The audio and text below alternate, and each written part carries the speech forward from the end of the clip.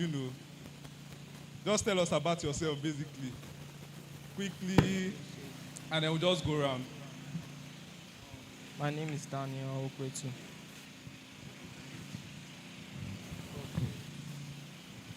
All My right. name is Daniel Okwetu. All right. I'm 17.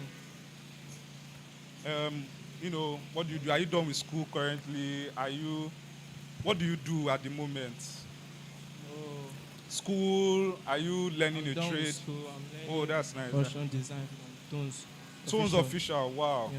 Wow. Well, please let's put our hands together for Daniel, I believe. My name is Samuel Enyadi. I Okay. am a graphics designer. Oh, wow. I just finished secondary school this year. Please put our hands together for Samuel. Don't worry, the mic is on. The mic is on. Don't worry. My name is Balogu Teniola, and I'm an apprentice of Tones Official. Wow. Let's put our hands together for Teniola. My name is Okpalotum Paul. I'm an apprentice of Tones Official. My name is David Ame. I'm still in secondary school actually, and I learn audio engineering as a side work.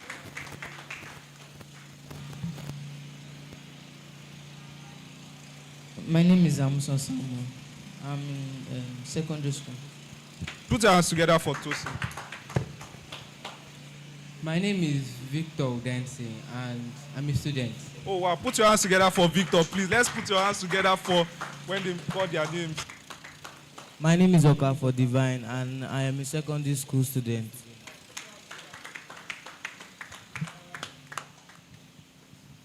Thank you very much for introducing yourself. I believe that one way or the other, we can connect, whether you're a secondary school. I mean, the good thing here is almost everybody here is learning a skill. So what I get from that is T-Pain has actually made everybody to sit up. To sit up. First it was Say Baba, then T-Pain. Don't worry, the pain will not last for long in Jesus' name. Moving forward, we'll be having Pastor Wale Ojuola, who will be taking us on the first talk this afternoon. He's, like I said, the assistant pastor of Living Seed Church, Egbeda.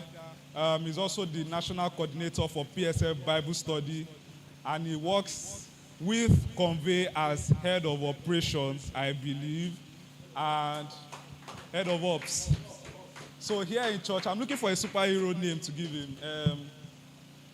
He gives off Thor, because basically he's the son of thunder, basically. But he gives off Thor. But I think out of all the Avengers characters that will fit him,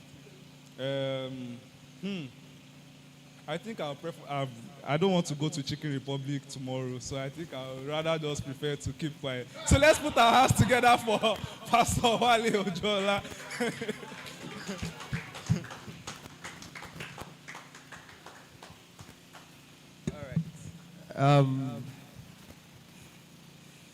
Good morning, everybody.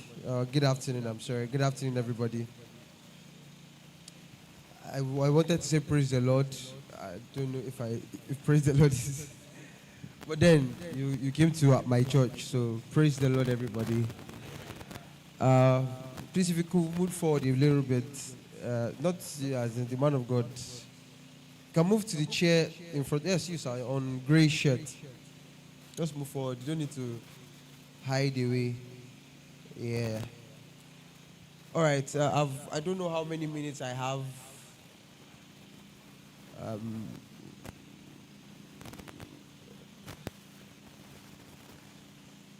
So that's because when I start, I just used to go down, just be going. It's like being on third mainland, just the fire down, ahead. So if I know how many minutes I have, I'll know how to on ahead. Eh? Ah.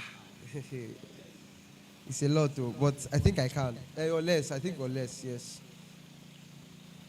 All right. So I was given the topic character and courage to speak about, and I'll redefine courage for charisma. Character and charisma. Character and charisma. And I'll be starting with character. I define character here as the outward or the visible part of your inner personality.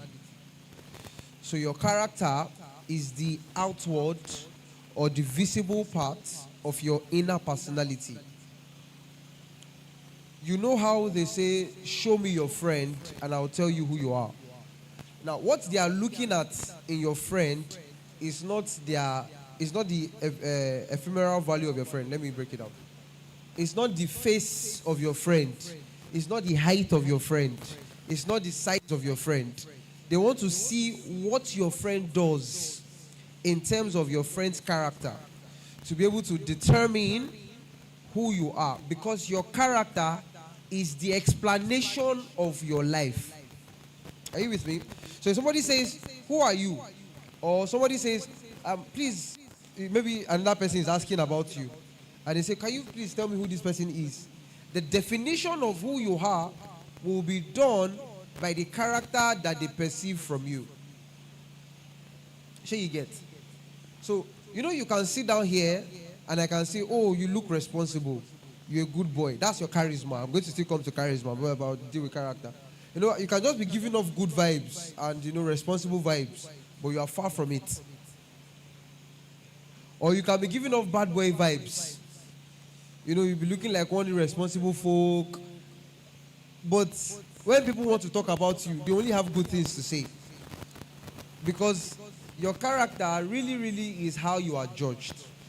So your character is the outward or the visible part of your inner personality. Now, it is often seen in your response to situations. So if you want to know somebody's character, put them in varying situations. Let me see an example of a situation that can bring out your character. For example, the conductor refused to give you change. Some of you be like, oh, I'm a good person, I'm a quiet person, I'm a gentle person. You can be gentle in the environment that allows it. But if you are truly gentle, regardless of your circumstance or situation, you will still remain gentle. Are you with me? So, your character is often brought out by situations. When everything is good around you, there's a character you exude. When things are not seemingly good around you, there's a character you what? Exude. So, your character responds to situations. Your character responds to what? Circumstances. And the thing about character is that character is an acquired taste. Nobody is born with a character. You don't have any character when you were born. The character you exude or you have is acquired, meaning that you either learn it or you learn it, you take it from what you have perceived from the outside world. Excuse me. You've acquired it. E.g., thank God we are all guys here.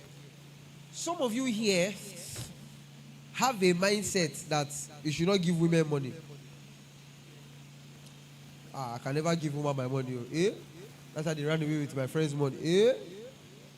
That's how they do. They'll be asking, eh? That's how my friend bought iPhone for one that day. Next thing, she just left him. In my life, I will never buy phone for a woman. That character you want to exhibit. You know the funny thing? Sitting down, nobody knows you will do that. In fact, until the situation arises that your female friend or female folk needs a phone. I'm not talking about boyfriend, girlfriend. I'm even just saying women generally, females around you, needs a phone that you can afford. You will now find out that there's something inside you that has been built up that will produce the character for you to say, I can never help you. Some of you here already have a mindset that no matter what that Agbero does, if he just talks to me like this, I'll shout at him. It's acquired taste. You are building self-defenses against something that has never happened.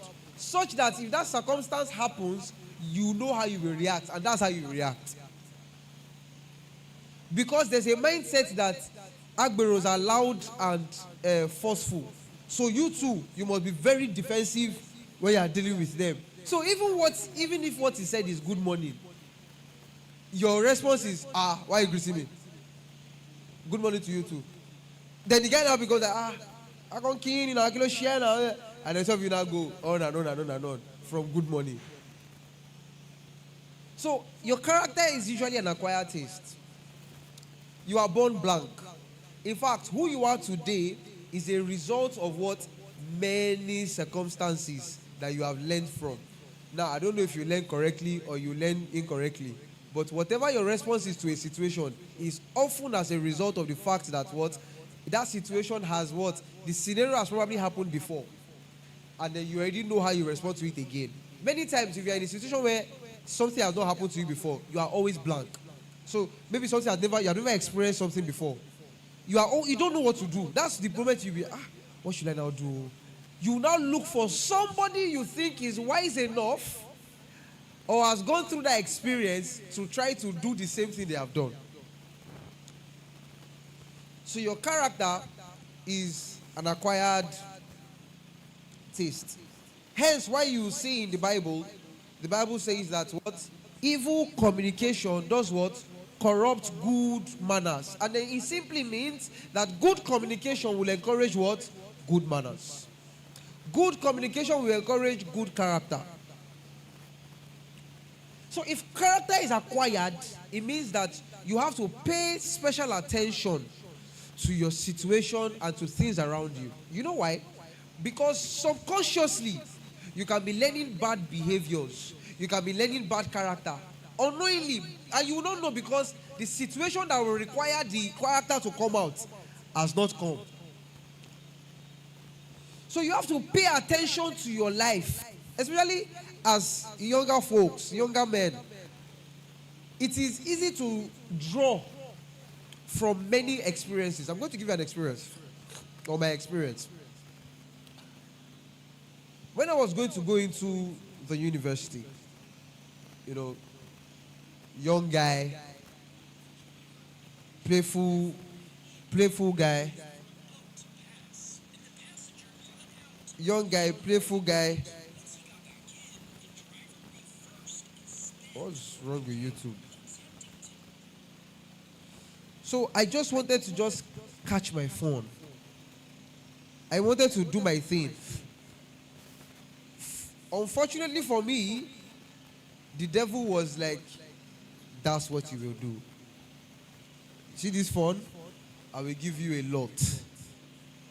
So the guys that when I went to school with like an older cousin. He had been to school before, but he was expelled or something because of some things. So we went back to school together. So now he already is older than me, almost 10 years older than me, or about 8 years, way older. So he has experience. Now the guys that we now met are now even older than him. Exactly. I met Egbo. Now this Egbo, I picked up something from all of them. And I'm going to use this as case study. Now this my older cousin does drugs. Codeine, Refnol, all those things. And now it's him that my folks said, Bami toju e o. That's the person that they gave me to take care of me. That's my older cousin. Exhibit A, suspect A. Suspect B is a chronic womanizer.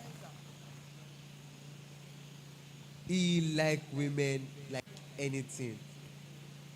But that's not his own primary vice. That's suspect C's primary vice. His primary vice was alcohol. He used to drink like fish. No. He did drink. And he was doing small Yahoo on the side. Not pro levels, but just, small level Yahoos. So suspect C was the womanizer, but he was a Muslim. He never misses the mosque, prays 5 times daily. But there were more women in his life than his daily prayer.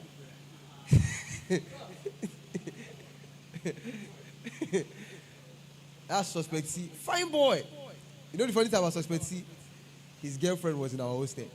So Lautech does not have school hostels. So we take apartments. So his girlfriend was in our house, the hostel. So she had her own room and everything. That's his girlfriend. I'll give you Suspect C's story. Suspect D, chronic Muslim too, good boy, first class student. So these were the guys that's what I was exposed to. I promise you, I picked something from where? General market. I went round. I picked something from all of them. And it formed my own character while I was in school. So I did drugs. In fact, when I became born again, there's one boy, bad guy. He was one of the bad boys in school because we're now like 3 level, 4 level, we're seniors in school. So I was trying to greet him. We're buying 1K, yes. 1K is this rice and beans, this Ghana rice and beans. I was trying to greet him that, hey, how far now, Emperor? How far are you doing? His name is Emperor. Everything. So one of his youngies, Oddly, I call them Oddlies, very Olodo boy. He was not trying to guide me that, why am I just greeting this guy like that? The guy now told him that, this is the guy that even taught me how to smoke weed, though. Bro, calm down. Calm down. No, this one is OG. This one, no vex, chief, no vex. I say, na small now, you know.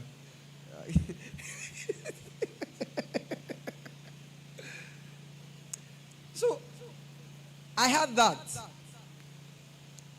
Suspect B, is one that no, all of them did alcohol, but suspect B was the fish. So, there was a time that we had 4 days of party. Now, school was on strike, but we didn't want to come home. Because the strike was not long, it was 2 weeks. Come back to Lagos. So the ladies in the hostel were like, let's do party now, everything. No, the ladies went for a party, they did not invite us. We now vex. We now did party. 4 days straight, our lifestyle was, we drink till around 4, 5 in the morning, from around 8, 7 p.m. till 4, 5 in the morning. Once we're done drinking, we'll sleep, wake up around 12, 1, 2. Eat. One food. Around 6:30, 7 again, the drinks are out. For 4 days straight. And all sponsored by Suspect B. It was the ginger. And so my alcohol tolerance was very high. We used to go to clubs. I used to carry my friends home. Me and my friend Nico, we used to carry them home. One of my friends, he got so high, he was angry. So we were calling cab.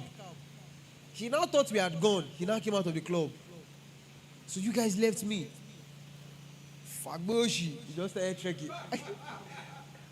Come and enter now. Say, leave me alone. The distance is far, but you know, alcohol impedes wisdom. Unfortunately for him, as we beg, he didn't answer. He got home like 2 hours later. He was tired. Let's see how we're begging. Then C, her. Suspect C told his girlfriend that he's going to Ibadan for wedding. But Suspect B gave Suspect C his first girlfriend in his life. The girl that introduced Suspect B to sexual issues. The girl somehow came back to Suspect B's life. Suspect B now introduced her to Suspect C. The girls in Lagos were in Ogomosho. And the girl came all the way from Lagos on her bills. Paid hotel bill in Ogomosho and camped Suspect C. Suspect C still had to be going to class because it was test period. When suspect C came back from Ibadan, some 2 bikes away, his girlfriend was saying, people say they were seeing you in school. He said, me?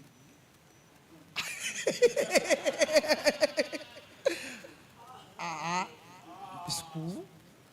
I've been at the wedding. When his girlfriend left, we now said, oh yeah, where's the Ashwebi that they where's the Ashwebi that they made for the wedding? Show us one picture. Not that we didn't know. But suspect B was bad like C was bad like that. He was one that made me date a Muslim girl. And don't take I'm giving this story so that you learn. It's not inspirational. This girl, I met her on a Saturday night. We were going to church, RCF at the time. I only did RCF for me like 6 months. So my friend Peter was like, let's go to church. On our way, he said, let me greet my friend because they came from Oshogbo together to Lautech. I also the babe. This is we thank the Lord. What a wonderful creature of beauty. And so I tried talking to her. She was all this. So I collected a number from my friend. So Sunday evening, and I texted her, hey, what's up? How are you doing? Blah blah blah blah. I fine girl. This is that time I know you. All this one I used to do now. You come and take me out. We are both broke. Who is taking who out? Why are we taking each other out? Hi, what's up? How are you? I just spoke with her on Sunday evening. So I now told her that she should come over now. Let me cook for her. Let me spoil her a little bit. She now texted my friend to say that one that your friend that in his life, he should not try that with me again. Somebody I just met, so this I should come over, blah, blah, blah, blah. My friend now told me. I said, nothing. Monday, I fired her again. She came on Wednesday and slept till Sunday. Why? I reported the matter to suspect C.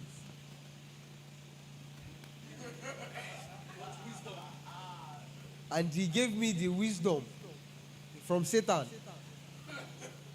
to apply. And she came on Wednesday and did not leave till Sunday night. That was the beginning of the relationship, less than 1 week.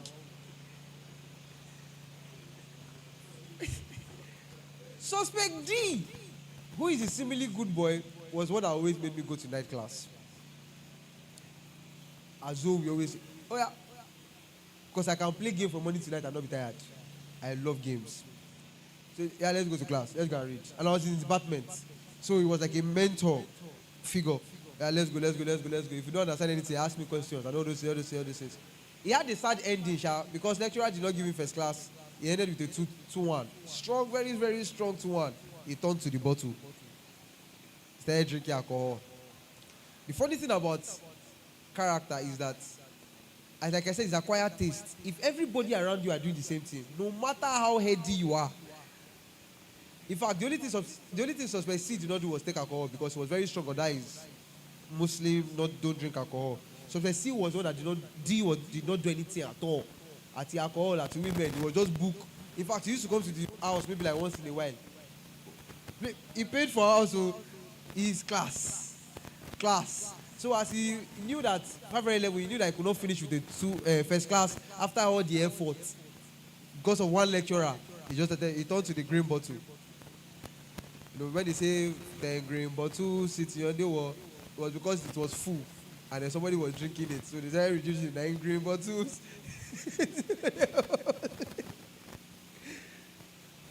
So all of these people's character now are imbued. But the funny thing is that evil communication or evil character will corrupt your good manners.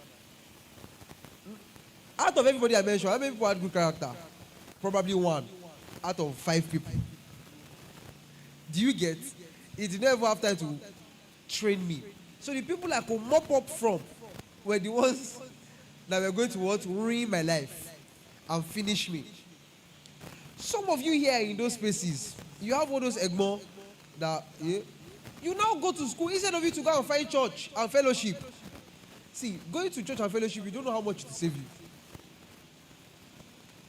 It looks like burden. It looks like that. Why are they disturbing me now? Why are they doing this now? Everything church, church, nǹkan ni. Àbá ti wọ school báyìí kí n wọ gbòòrò ni níbi báyìí. Wo tó bá wọ gbòòrò last you pàdé ara ẹ ní pàǹtí. How many of you know panty? If you don't know panty, you shall know kirikiri. That's where you will end up. Me now, thank God those guys were not thieves. I would have started stealing. A friend of theirs, so Lautech is known for our Yahoo. We are Agba Yahoo boys. If you want to, like this now, free advice. If you think Yahoo is your calling, apply for Lautech. You will make it. You might be arrested though. A student of Lautech sold the Senate building, 1 billion naira to a white man. The Mumu man came and said, "This is my building." They said, when you were coming, you did not see signboard. 1 billion naira. This is almost 5, 6, 7 years ago. 1 billion naira.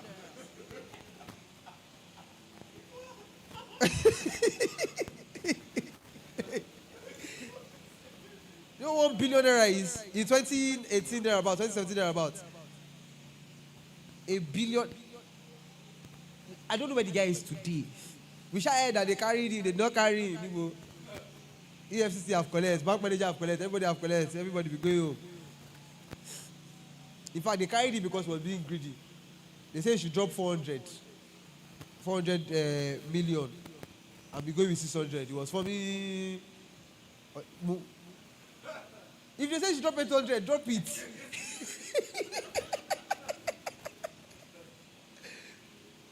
So, there's this bros, Bolaji, Ekbo BJ. I used to call him Ekbo BJ. He was like the chief picker in school. He was close to suspect B. You know, I told you suspect B was doing small Yahoo. But he was not serious with it. He was doing scheming. I've picked phone call. Hello, hi, Kide. My phone comes from there. I've pick phone call. Dada. I just didn't find the Yahoo did not just. It didn't just feel like a vice I wanted to do. BJ built 2 houses in Oshogbo and has 3 cars as a foreign level student. He was a top boy. He came and met me that I just entered pre-degree and said he wanted to teach me. You know what? If I had received learning, my friend started Yahoo 3 years after this BJ came to meet me. And they became big boys. Now imagine I started from pre-degree. I would have been their picker.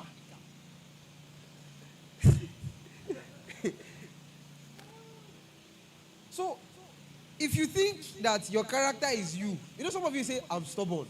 I don't agree. You are stubborn because you learned it from somewhere.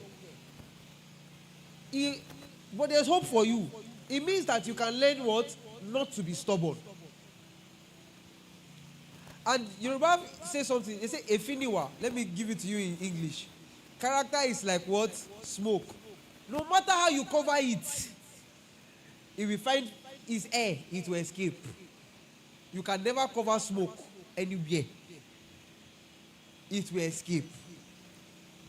So, to help your own life, look at the character inside you. Maybe let's do an assignment. How many of you have a pen and a do we have extra pens and paper that we can do something? We can just do a quick exercise. Please, next time you're coming for a program like this or any event, have like a pen or paper or plan to jot, even if it's your phone. The exercise should be that write good on one side and bad on the other side. And list 10 characters that you think is good about you. I'm generous. I'm kind. I smile. I forgive. Whatever it is, I don't know your character. But I'm saying my own. I don't have bad character.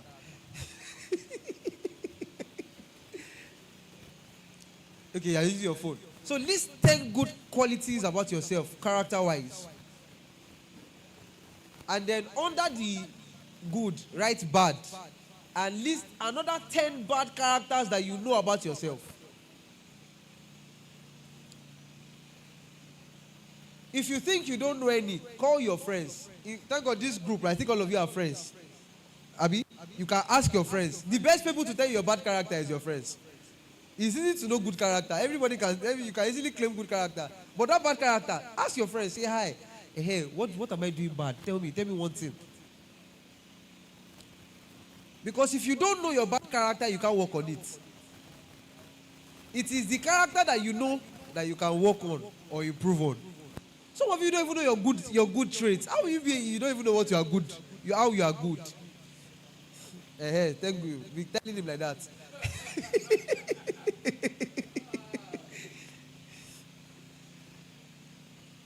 I'm the life of a party.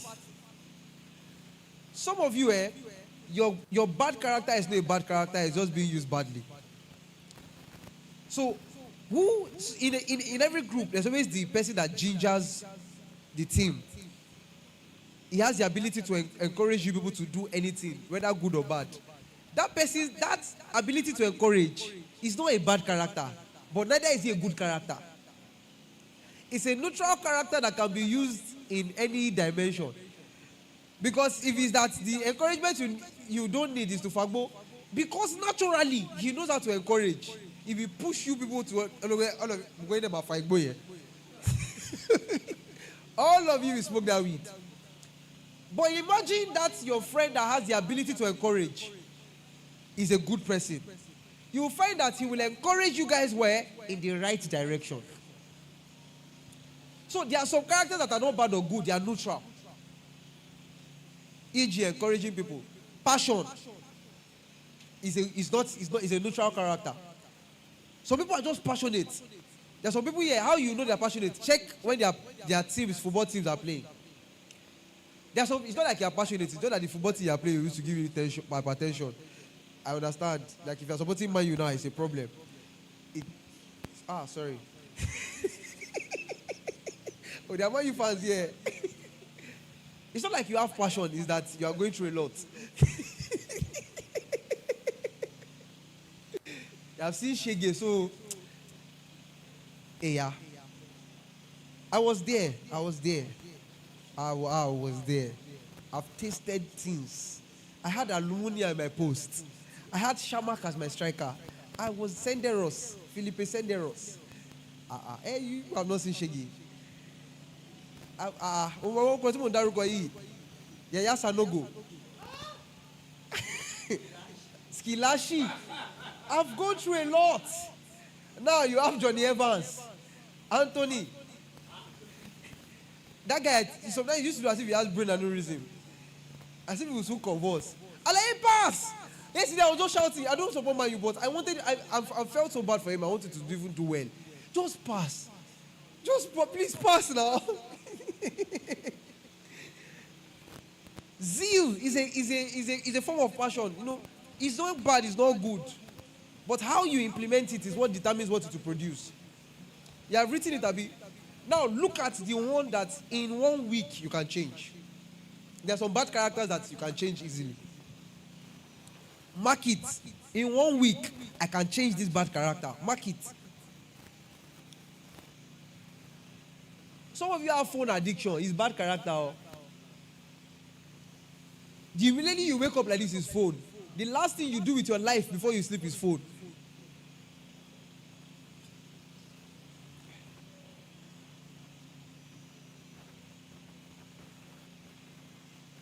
Some of you have never read any book in your life. I don't like reading books too, but don't be like me. Meet by school.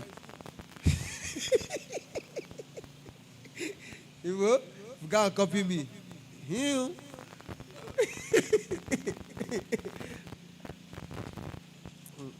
And if I need to read, I read. If I need to read, I don't need anybody's ginger. I know how to ginger myself to read. Have you marked the ones that you think you can change in 1 week? So that's your assignment from me. In the next 1 week, tell yourself, I don't want to see this character again.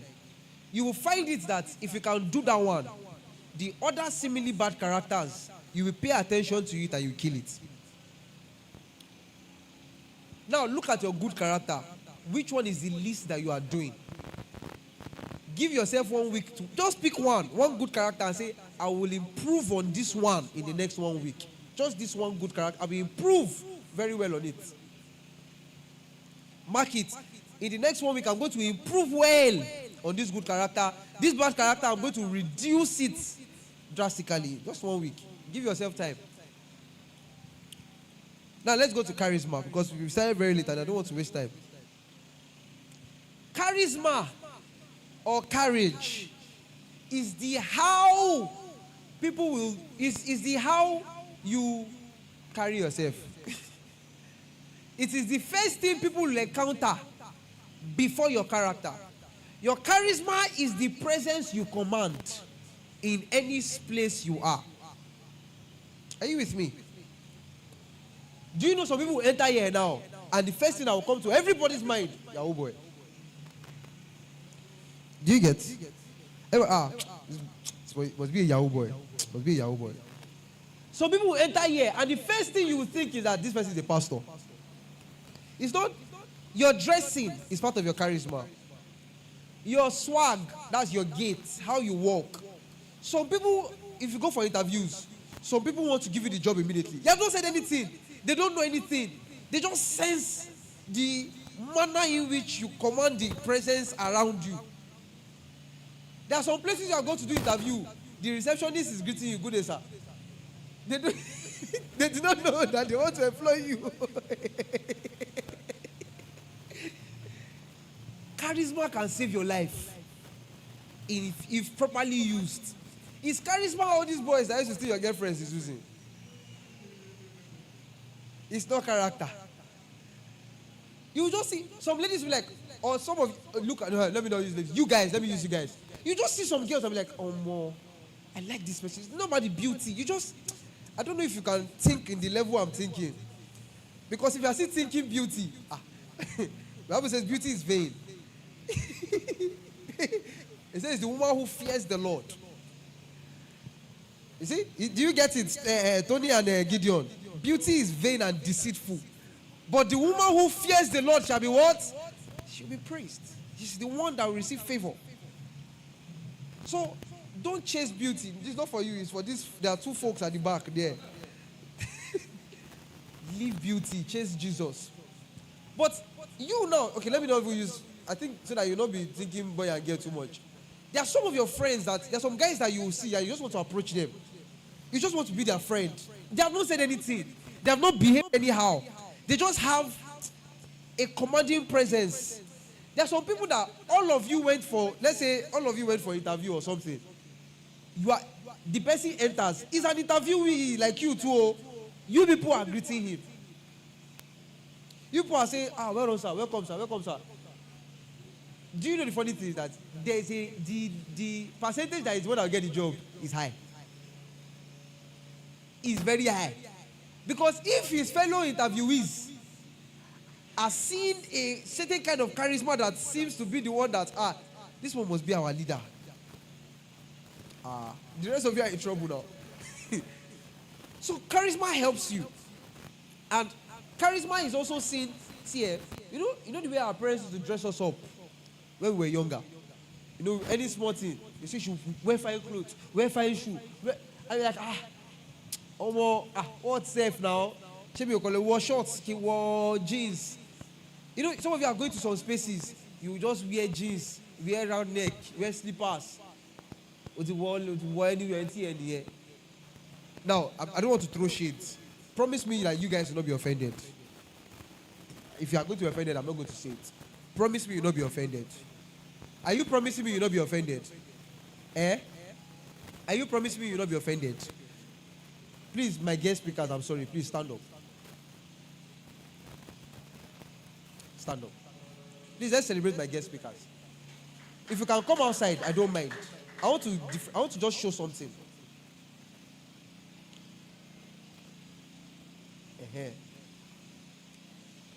They are coming for a conference.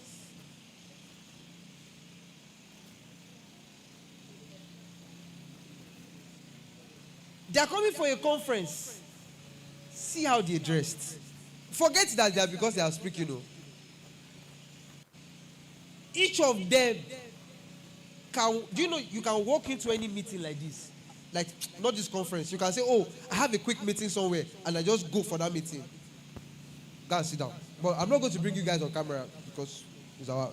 Please stand up. You said you'll not be offended. You promised me. And I'm not throwing shades. I promise I'm not throwing shades. You to stand up. Stand. Thank you. I know you're coming from work. Yeah, I get. So that's why I'm giving you the benefit of doubt. But if you're going for a conference, imagine they are going for the same conference. And there's a giveaway at the conference. Who would they give? You know it's not because they are better than you. Do you get? But just because of their dressing that has added to their charisma, they will look at them as what? More responsible for the job than you folks. Not because you are not more responsible than them. In fact, you might be, it's not a skill issue. You might have better skills than them. In fact, you know the funny thing, if we gave you mic, you might say better things than what they will say. But the commanding of the presence, their air. Commanding presence is not church terminology. I'm just saying the commanding the presence. Sit down, thank you. Sit down. The way they have dressed gives them the confidence to what? To command the air around them. It's not, I'm not talking church terms.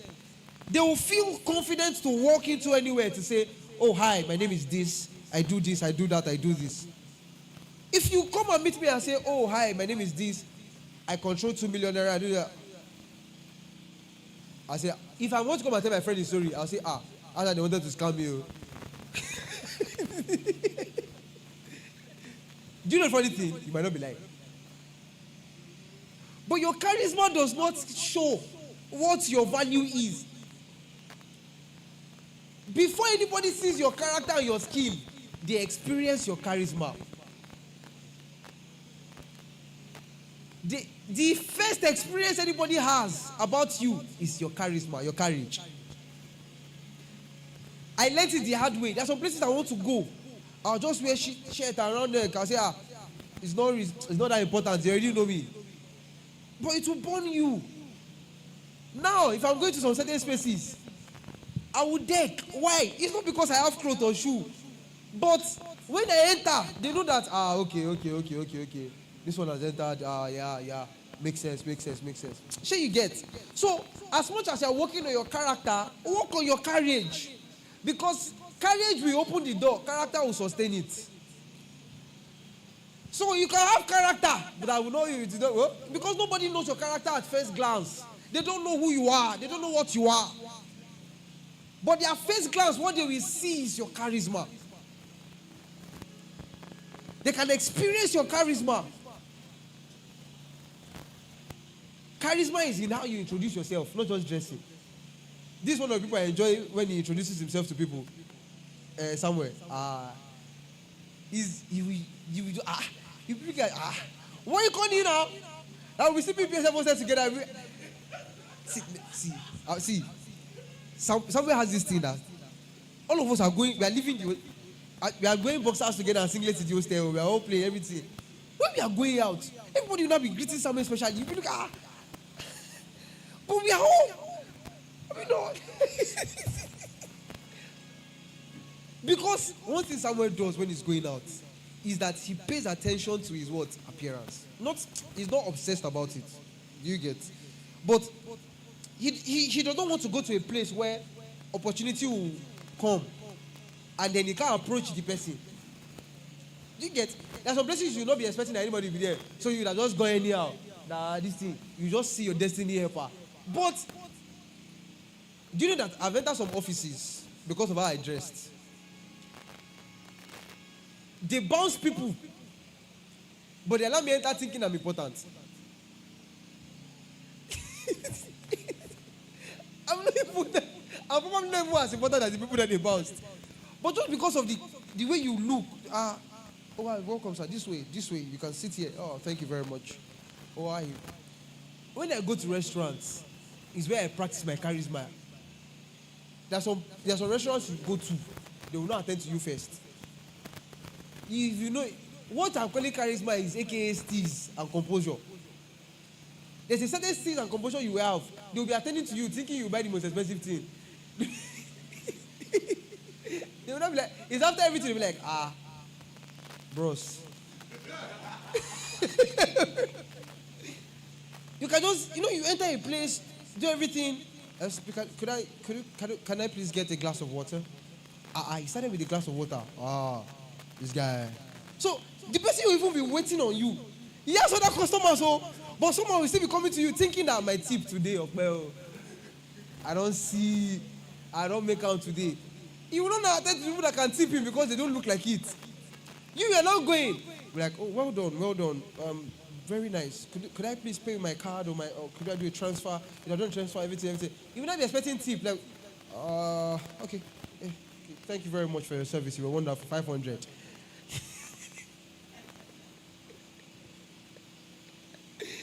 And he cannot beat you because tip is free will.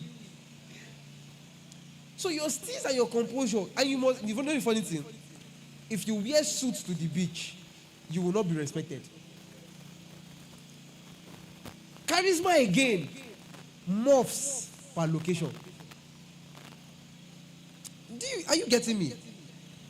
If I'm going to the beach now, I have one black Nike shorts I like. And I can just do a polo with maybe my Crocs, or maybe I'll just do my New Balance with one fine socks. I have one white socks, one Yahoo Boy socks like this. He has a arrow. Arrow. If I'm going to the beach and I go like that, the guys at the beach will be like, this one a Lagos boy, pure confirm, sure boy. If I wear like this and go to beach, do you know they will treat me as if I'm like my life is sad. Do you get? But if you come to church with your New Balance shorts and beautiful beach shirt, everybody will be like, yeah, it's all well at home. But if I come like this to church, they can almost put you in front. They can almost be, welcome sir. There's a way ushers greet people that dress a certain way. It's bad though.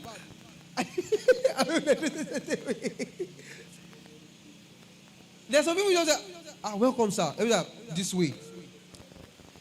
Welcome sir, please.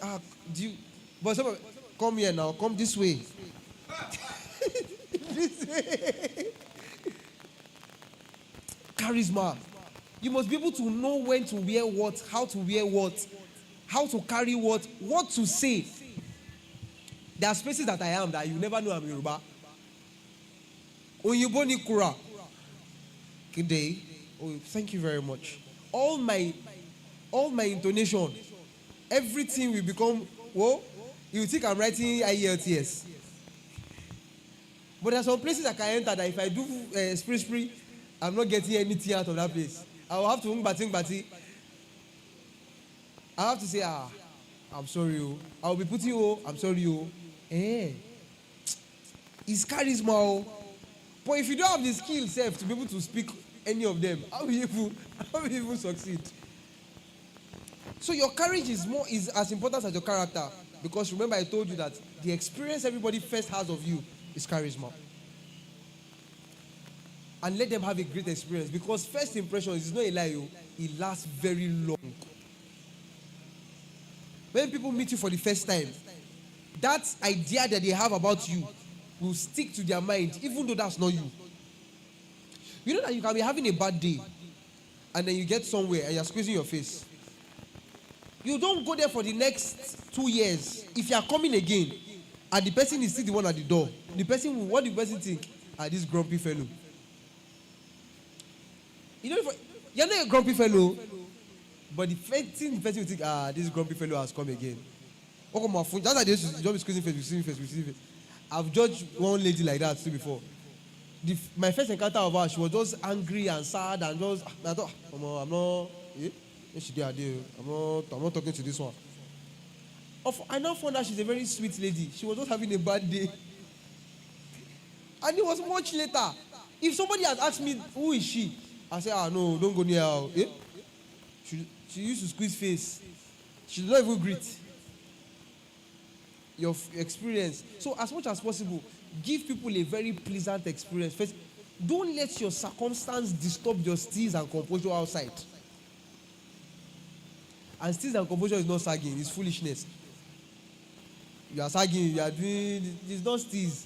You look foolish to the people that can help you. And there's a certain age you will get to that sagging and all this thing. When I was younger, I want to sag.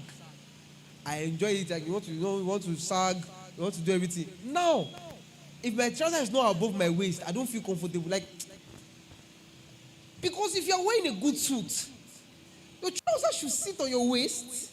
Like, you wear the tie, everything. There are some ties I hate V ties now. All those V, I detest it. That you now not tie for me is V. Omo, I rather not wear tie. You will not tie for me. I'm not seeing V. Some people's V will not be big. It will not be sitting on the, V that used to cover this upper collar. Or if you wear tie, if you wear a tie and it's not reaching your belt, put it between. All those redeem washer, sorry, Tolu.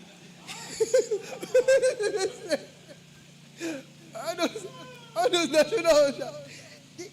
The knot will not be big. The tie will be reaching here. Like bros. I said, why am I saying the radio of your stomach now? Anytime I knot a tie and it can't get there, I feel naked. Except I'm wearing a double-breasted. Do you get? So if I'm wearing a double-breasted, it still used to go down, but sometimes my ties are not getting to that. But I now wear those kind of ties on double-breasted. And it means that I will hardly open it. Except I'm sitting down. Let me teach you free etiquette. Free etiquette. If you are wearing a suit, if you are going to sit down, open your button. If you are going to stand up, button up. Don't be wearing suit and your suit will not be flying. Some of you don't wear your matriculation, graduation, you wear suit. Will not be. And then please don't wear suit that. How many of you know Kosoble? Kosoble is coat, suit, and blazer. It's one suit, but three in all. When you wear it, you and your friends can take cover.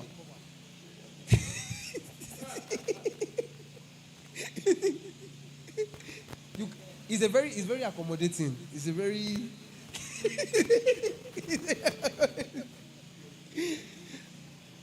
as in rain cannot beat you. Or rain can beat you, but you can cover your friends like the mother hen. You just see, I'm teaching you charisma. You're dressing. Do you think there's a way you would have rocked this today? Should I help you make this make sense? I know you're a fashion. You're learning from Tony. Tony is a great guy. Should I help you make this make sense? You know, all you needed was a white canvas. That was all you needed. With maybe a colorful socks or plain socks that is not too bright because I already wearing two dark colors. So maybe like not light pink. Because my shout to you, I'm thinking of a color that is maybe maroon or something that will just come with your white socks. God, you look like a proper Yahoo boy. What's cake? I like slides. I like Crocs the most. But you have to wear shoe. Please learn, because your charisma. You want to learn, you're learning fashion from Tony Abi. Imagine you came looking like somebody that knows fashion. The person wanting to teach you will pick more interest in you subconsciously. He's not trying to be biased, but he's seeing potential naturally. So he want to impart more in you. It's charisma that you want to learn mechanic. Let's say you're learning mechanic. You go with tools. And then, these are my tools, sir. I don't know how to really use them, but I got them just in case, I'll have to do some little work for you. The person will start looking at you like, this one. I mean, there are people that they are favorite of Oga. What did they do? There's someone that the first day they got to the job, somehow all of you are just useless to the Oga except them. Oga just likes them. Sometimes it's that you dress well. So that he spoke when. So your charisma is what carries your character. Your charisma is the container for your character. Both the content and the container are important in this matter we are talking about. You can't drop one and hold one. Because if you say you have good charisma, they now bring you in, you have bad character, they will put you out ASAP. If you have good character, you have bad charisma, they can't even bring you in to even check the character. Amen? Have you learned something today? I don't want to take too much time. I've already spent almost 1 hour and I said I cannot spend 1 hour. So please, my final take for you. The number one rule: thou shalt not lose your steeze and composure. Know when to do what, where to do what, how to do what. Because human beings don't know your mind. They can only perceive you from the physical elements that they can see. Human beings don't judge with mind, though. They first judge with eyes.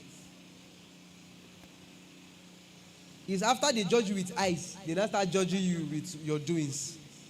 Amen? All right, let's be on our feet. I don't know how to end the conference this thing, but thank God you people came to my church. So your prayer is very simple. Just one prayer point, I just drop the mic. You say, Lord, give me the wisdom for character and charisma. The Holy Spirit can teach you anything. The right character, the right thing to do. The Holy Spirit can teach you. So just pray. Pray to Jesus. He hears everything. It might be a silly prayer for you, but he can hear you when you pray. Give me the wisdom for right character and charisma. Tell him. He will hear you. He will hear you. The wisdom for right character and charisma.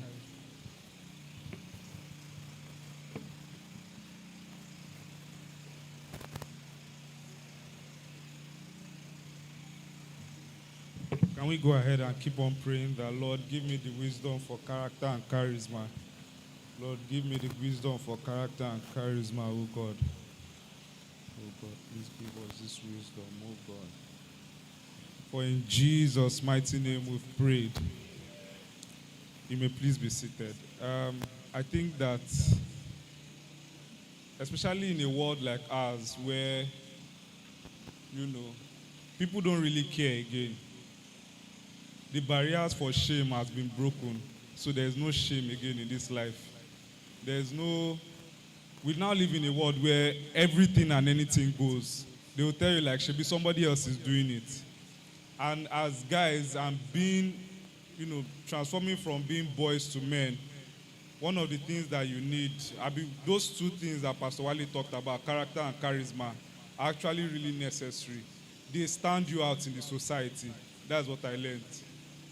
They just make you very distinct. I mean, especially in a world where, some of these things don't really matter again. Nobody really cares. I mean, should be online hour.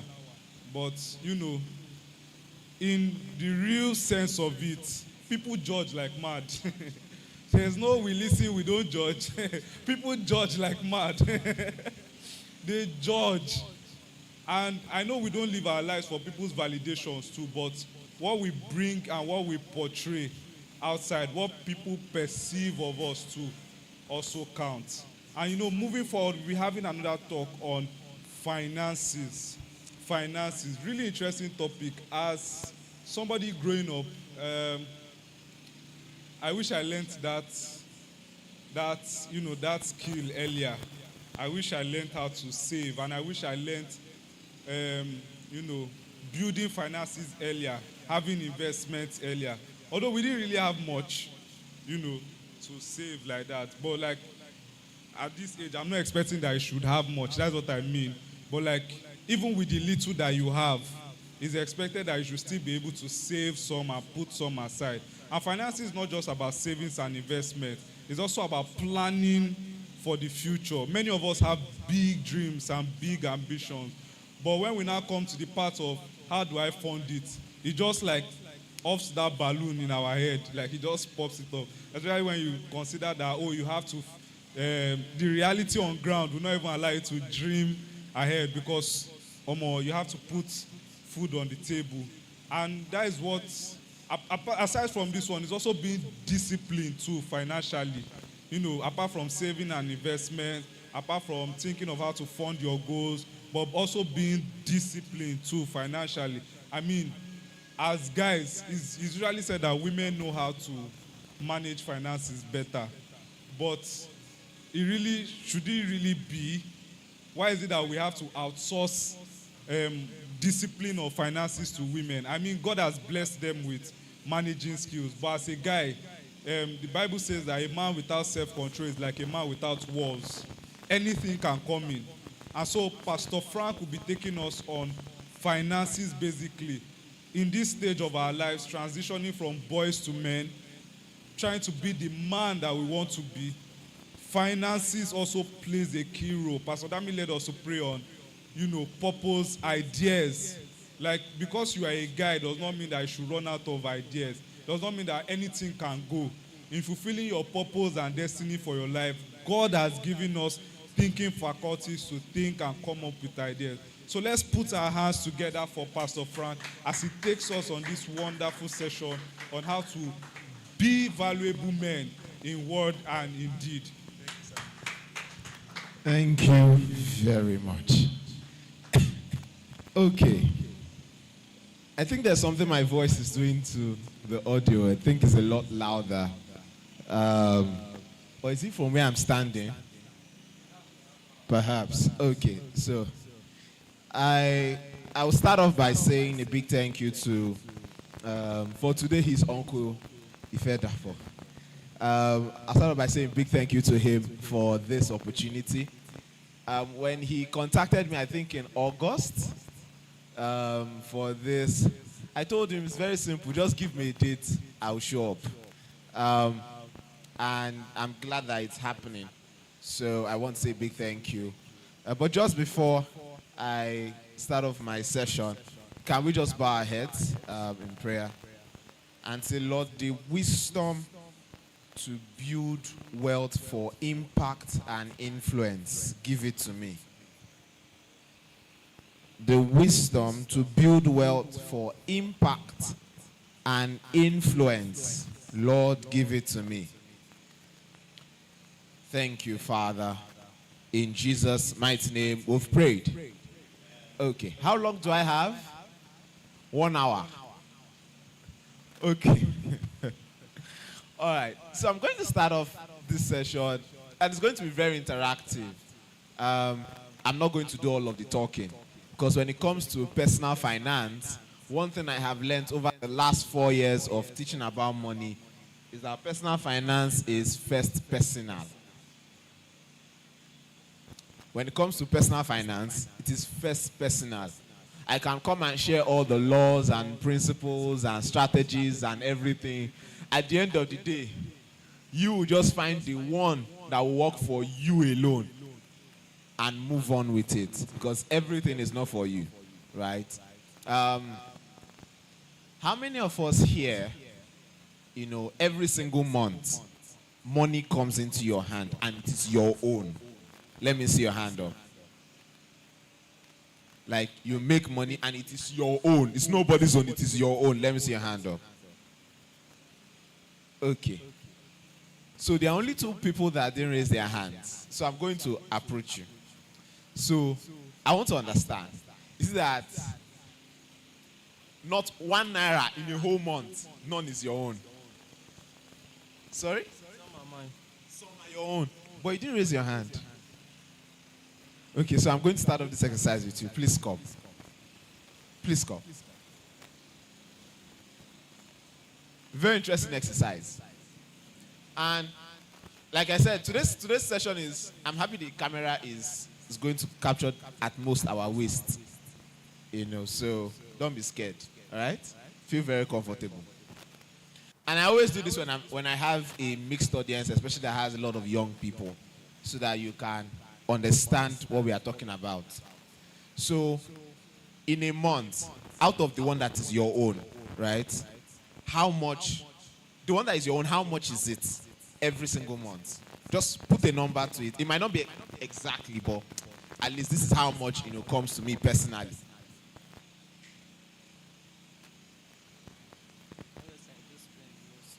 I do spend so I can't analyze how much.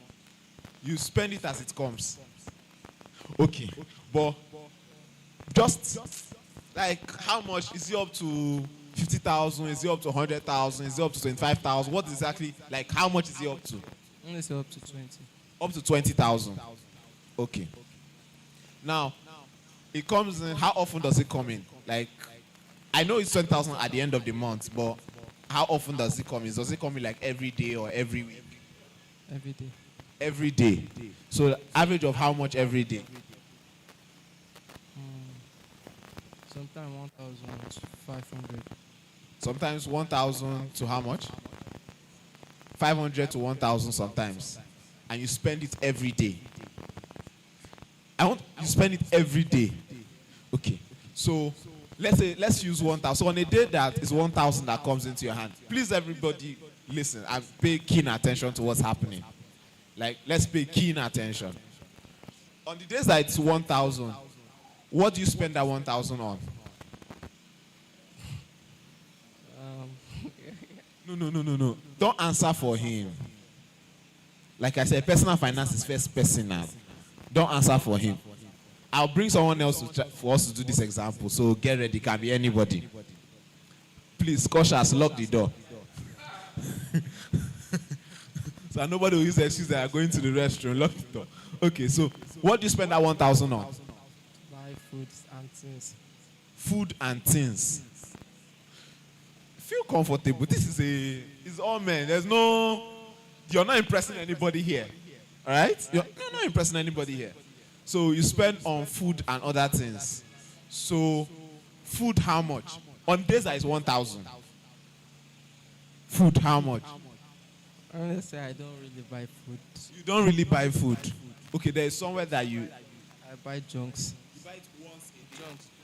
Sorry? Sorry? Junk food. Junk. Okay, so junk food. But your main food is not that junk. Okay, that means food is normally not a problem. Hope we are listening. Food normally is not a problem, Abi. Good. So aside the junk that you buy, what are the other things that you spend the money on?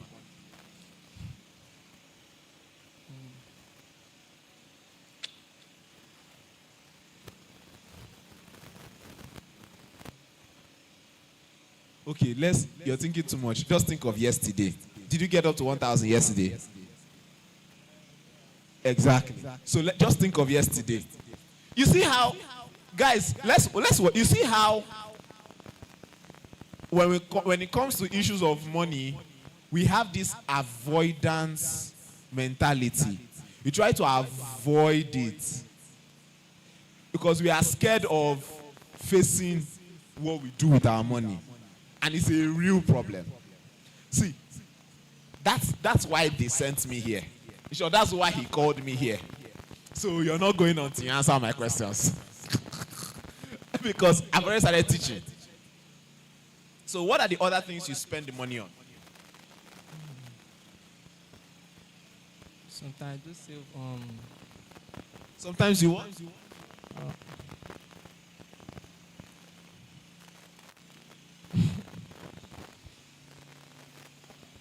Wahala.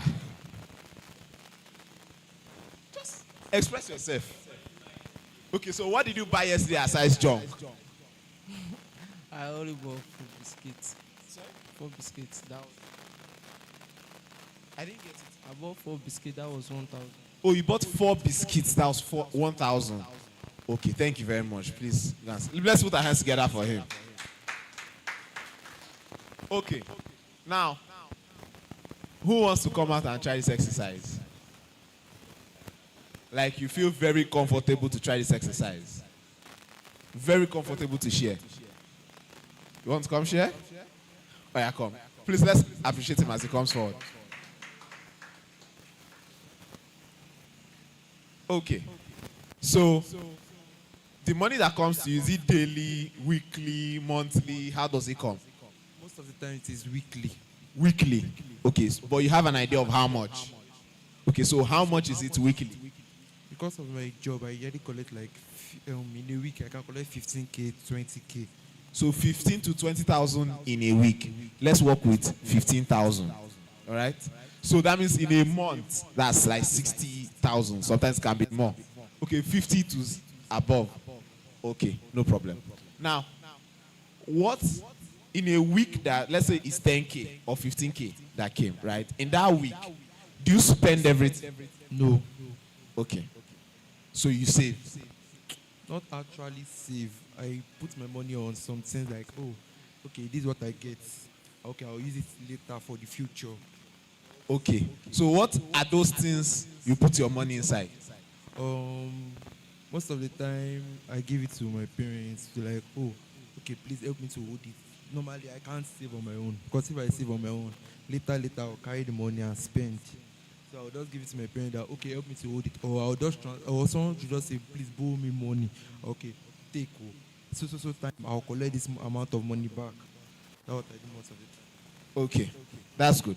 Now, how much do you put into that savings or give out of the 15,000?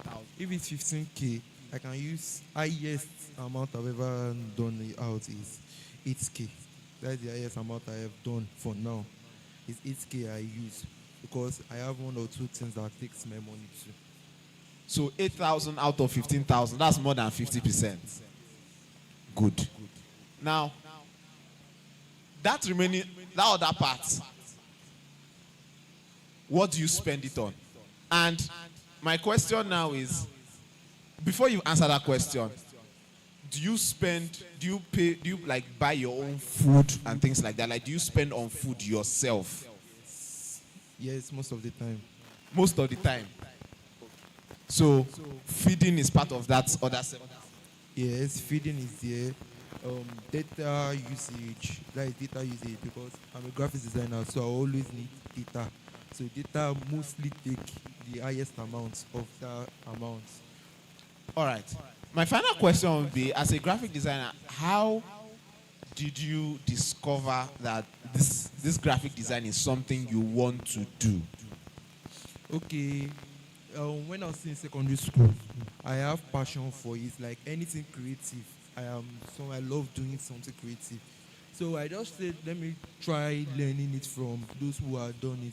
So through that part, I found I can do one or two things. Then I just said, okay, this is what I want to do for the meantime. Let me do graphics for the meantime. Wow. Thank you very much. Please, let's put our hands together for him.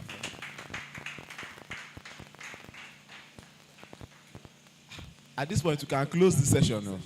Do you realize? Do you realize we can actually end this session here today? Well, there are quite a number of things that I just want to share with us. Thank you so much for sharing. Thank you so much for sharing also. And why these stories are being shared is to make us realize that you are the one responsible for how well you grow financially. It is your responsibility. It is your responsibility. When it comes to finances, it is your responsibility.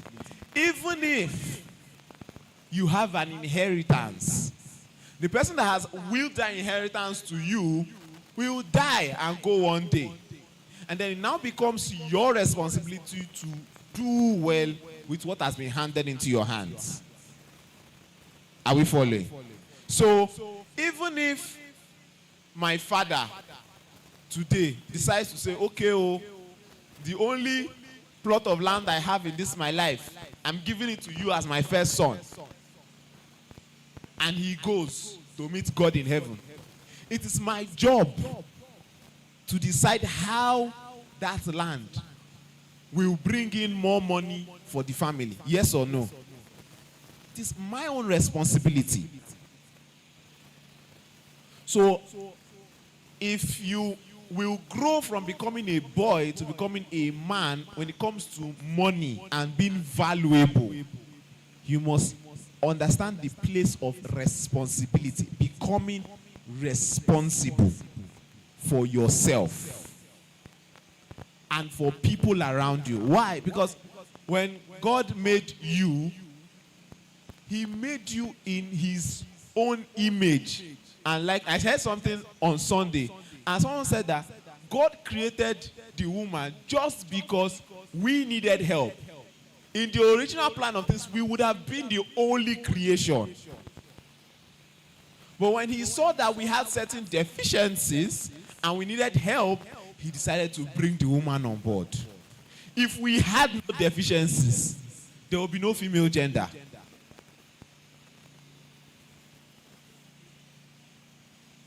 If we didn't need help in any way, if Adam proved 100% competent to do everything he could do, God wouldn't have thought of, this guy needs help. Oh. Let me bring him someone.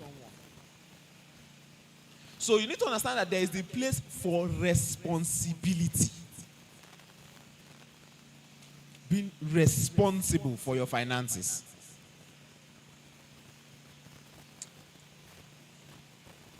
Okay. And speaking from a place of being valuable, right? Understanding the place of value. When you hear value, it's a very generic word. We hear it every day, every time. Oh, be valuable, be valuable, be valuable. But what does it actually mean? Right? What does it actually mean? When we say be valuable, we are referring to the benefits that other people aside yourself can benefit from you.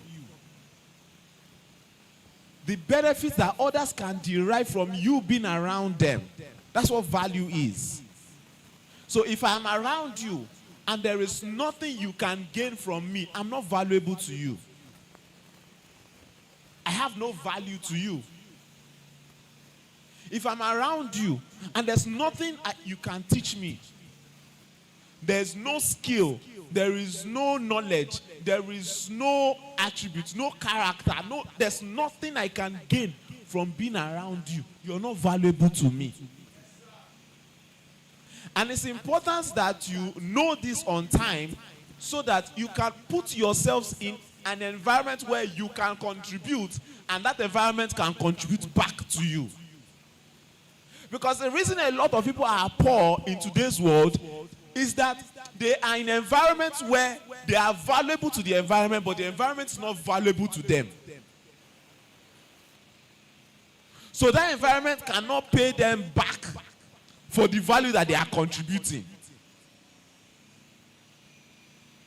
Imagine if you are learning fashion design, right? That's what you're learning, fashion design. And you go to live in a house where everybody sews their own clothes. All the years you spent learning fashion design will be of waste. Why? Because they cannot pay you for the skill you have, right? They will all be feeling that I can sew. So I don't need to pay you for what I want to wear. Do you understand what I'm saying?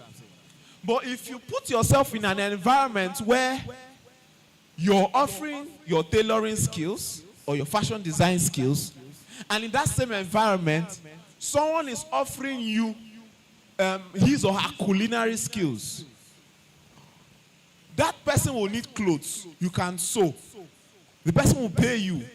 From the money you have, you use it to buy food, which is the value that that person has to offer you. Are you understanding what I'm saying? So you need to be in environments that can return value for the value you are offering. If not, you keep asking, you just keep asking God, why did you keep me in this place? You just keep asking God questions. So how to understand this very, very early. Very early. And in being valuable, positioning is important. Being at the right place, being at the valuable place at the right time. Because a lot of people are at the right place, but that place is not valuable. And I'll give you a very wonderful example. If I have graduated from the university, which I have, and I am supposed to use what I have learned, or maybe the skills I have gotten to work in. So I studied geology / earth science in school. That's study of the earth, rocks, sand, all that kind of thing. But that's not what I do now, right? But if after spending 5 years in university, or almost 6 years because of COVID and strike and all of that, if after spending all that time, I come out and I am staying in my father's house 24/7, am I in the right place? Technically, am I in a right place? Yes, because I'm not at a wrong, I'm not at the club, I'm not in the motor park, or I'm not, I'm not in a drug, whatever. I'm not doing anything wrong. So originally, I'm in a right place, which is my father's house, which is safe. But is that place valuable for me? No. It's not. If after going and learning all the skills and you don't put into practice, you come and spend your every single day inside the church, are you in a right place? Yes. But are you in a valuable place? No.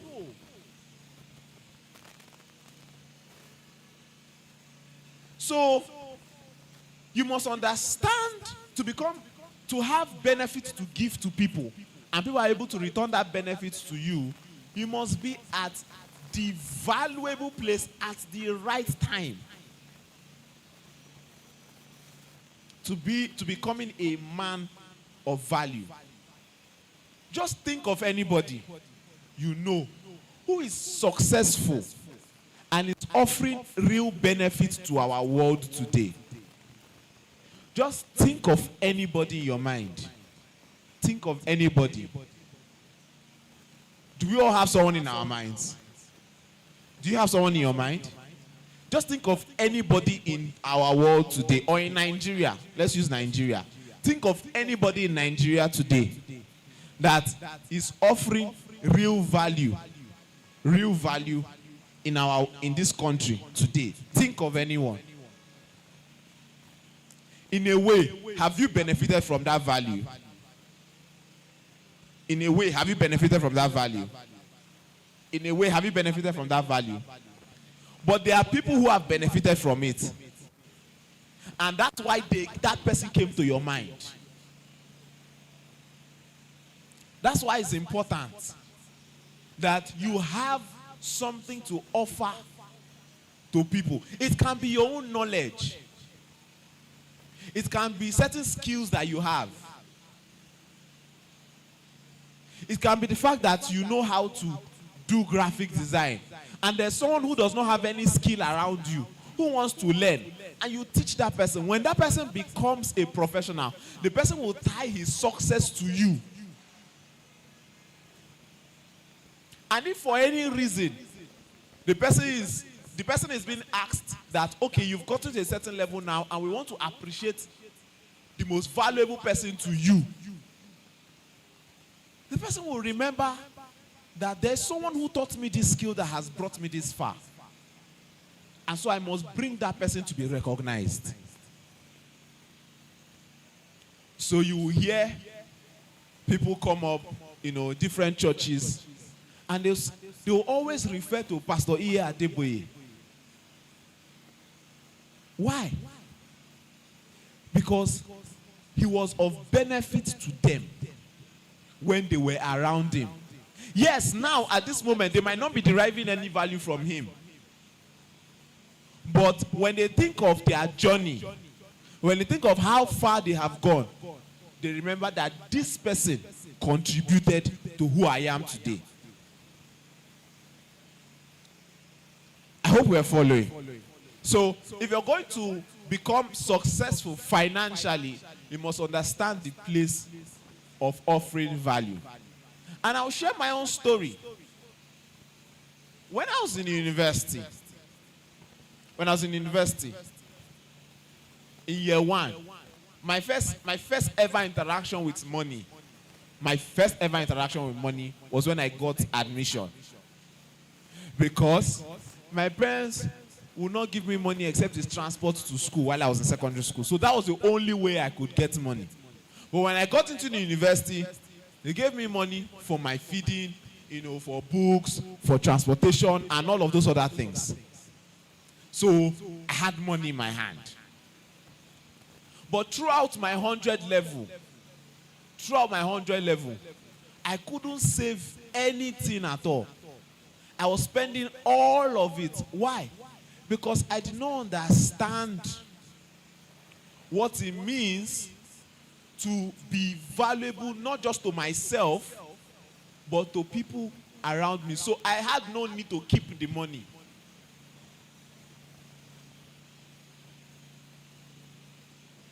I'm going somewhere, so just follow me. And when we talk about being valuable to yourself, when you keep money aside to train yourself in certain skills or to gain extra knowledge or buy books, you're being valuable to yourself. And remember, you will still pay. That value you're bringing to yourself will pay off. The same way when you give out value to others, it will pay off. So I didn't see any need. I was spending everything.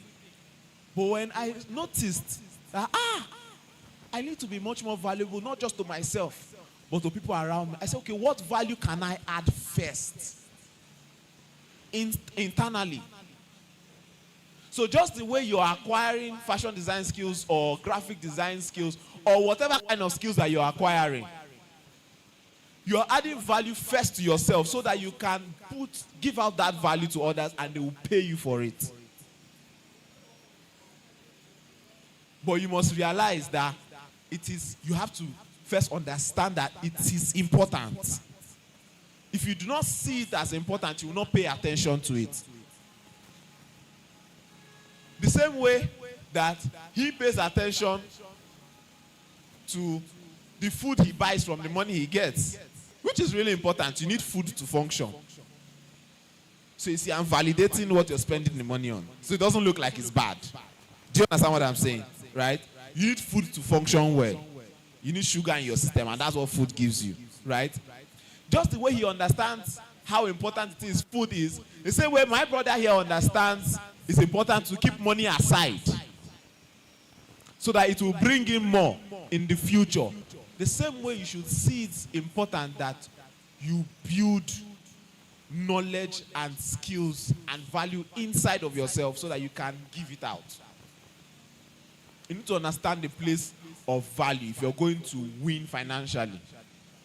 When you think of successful people in our world, one of the people that I always, look up to is this man, Sam Adeyemi. How many of us know Sam Adeyemi? You've heard the name Sam Adeyemi, Pastor Sam Adeyemi or Reverend Sam Adeyemi.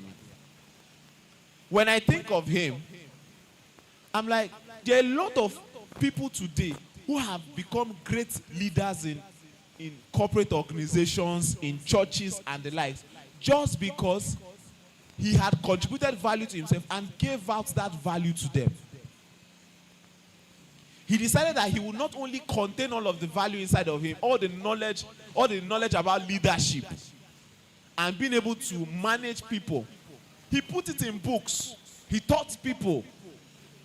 And at the end of the day, it's now blessing his life. You can say, yes, he's not the richest man in Nigeria or in Africa. But is he very wealthy? Yes. He's not poor. He's not broke. And so you must realize that the more you give out value to people, the more money or the more value, it might not even be money at the end of the day. Because there are people that I have given knowledge to, I have taught things and stuff to, that they did not return money to me, but they returned connections. They gave me access.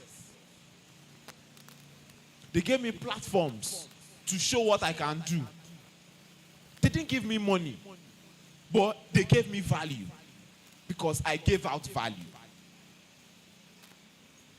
So it must be very intentional and see it as very, very important that in this place I am in, what can I contribute that people will see it as beneficial? He is contributing publicity to organizations. He does a logo or he does a design. He's helping them push their brand. He's helping them to reach more customers. He's helping them to reach more people, get into maybe more states or more countries. And because of that, they'll say, this design is really nice. Take. My younger brother today is a graphic designer. And oh, that boy is good. He's really good. Right? But when he started off his graphic design journey, all he wanted to do was to see, the flyers in my dad's church, because my dad is a pastor, that the flyers in my dad's church were not so good. So he said, what can I do so that our pictures are better? So that the flyers that we are printing will be nicer. People will like it. And that's how he decided to learn graphic design. Today, my brother does not work for Nigerian clients. If you're going to pay him in Naira, he will not do your job. My younger brother, who is in 300 level today. My younger brother, if you will pay him in Naira, he will not do your job. He will not design for you.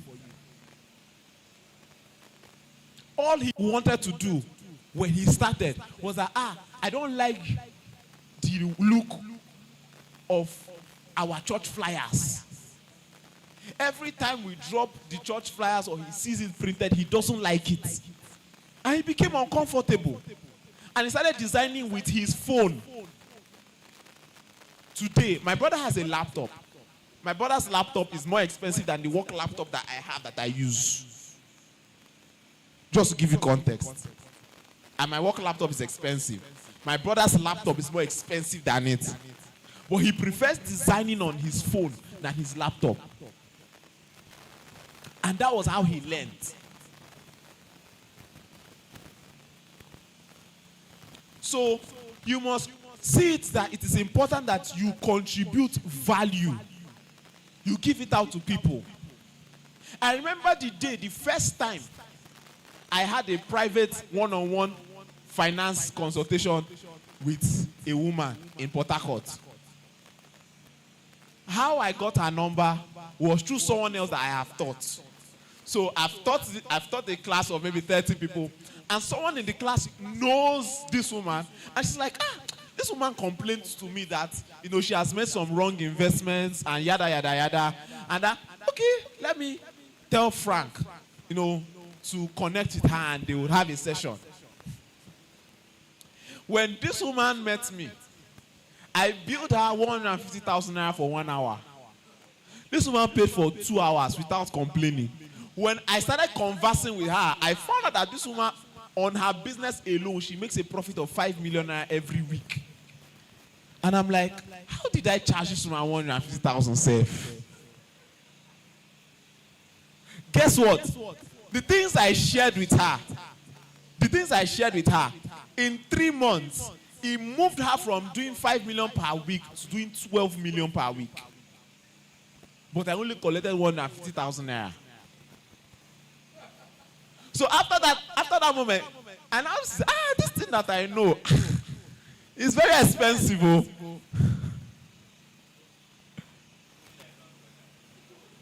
Right? Like, at that point, I realized that what I've built inside of me is like, it's really valuable. So I can even charge more. Right? But you must, if I've not come to that place that I have something to offer, when that woman comes to meet me, I will feel scared even saying anything to her because I'm like, am I sure I have anything to give out? So to become valuable to our society, you must build that. You must build it inside of you. And one of the ways that you can build value is through knowledge. Is through knowledge. See, if you're young here, if you're below 80, how old is that today? 83, Abi? You will be 83 in March. If you're below 83 here, you are young. You're a youth. Please read. Oh, he's above 83. Hallelujah. Please read. See, find books and consume it. You know why? One of the first ways people around you will know that you are valuable is by what you say. One of the ways people will know that you are valuable in today's world is by what you say. How many of us, you're on social media and you see certain things and you're like, this person that typed this thing, sure the person is okay? You just be wondering. What will not even bust your head the more is when you see the number of people that have liked it. You'll be like, ah. So it's not only this person that is not all right. There are more thousands of him that are not all right. And that's how much we have the number of invaluable people we have in our world today. So if you're going to stand out, one of the ways people will know is by what you say. And what you say, it is learned. Hear me, it is learned. Like, that's why when you see parents trying to fight who the baby will call first, whether it's mama or it's papa, right? One of the ways that they win that war is by saying what they want the child to voice out first very often.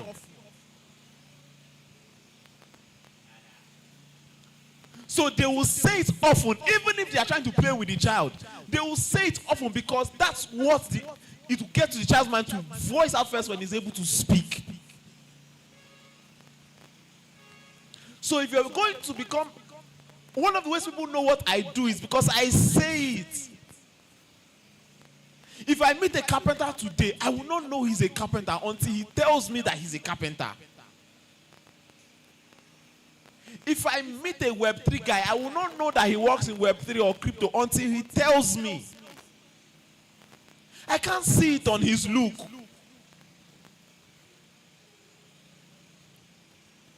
I can't see it on his look. So, being able to communicate value is one of the things that it will elevate your financial journey. And let me just share something with you. Whenever I have interviews, job interviews, there's a friend of mine that when I tell him, he's like, Frank, is it going to be a case study interview where you do a task and send it to them for them to review and give you the assessment, or it is face to face? The moment I tell this my friend that it is face to face, the next thing he will say is that, Frank, you know they ever fail face-to-face interview. Because I know how to communicate the value I have. But if everything I know is only TikTok challenge, sorry, I'm using things that young people can actually relate to today. If everything I know is only TikTok challenge and suspect challenge, right? The moment I enter into an event where they want someone to address people, maybe there's a theme of the conference and they don't want someone to say what he knows about that conference, I will never stand up to speak because I know that everything I'm going to say will rhyme with everything I have seen or heard on TikTok.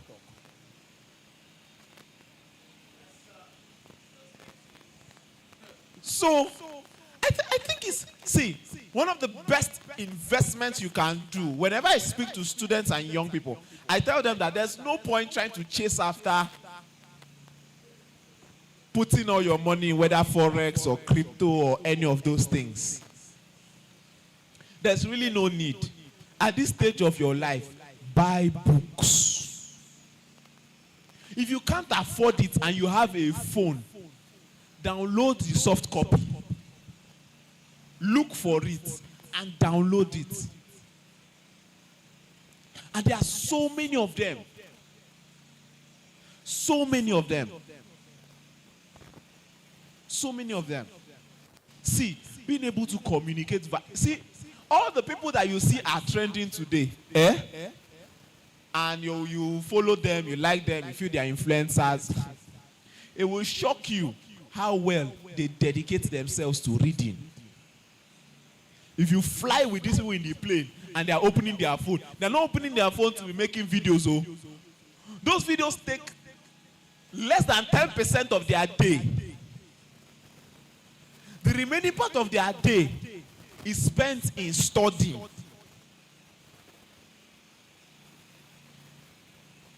That's why when you check on their TikTok and whatever, whether Instagram or whatever, most of them don't actually like their own videos.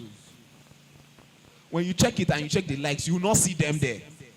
Because they've posted it and they've moved on to do what is important. Such that when brands meet them, they are communicating value for those organizations. So you see someone like, who do I use now as an example? Say Eni. How many of us know Eni, the one that likes to eat? How many of us know him? Eni Olua. You know him, right? We don't know Eni. Which influencer do you know? Let me use I want to use an influencer that. Which influencer do you know today? Any social media influencer, which one do you know? Sorry? Who? Bella. Bella Shmoda. Which? Who is Bella? Sorry? Bella. Bella. Okay, Bella. Okay. Oh, okay.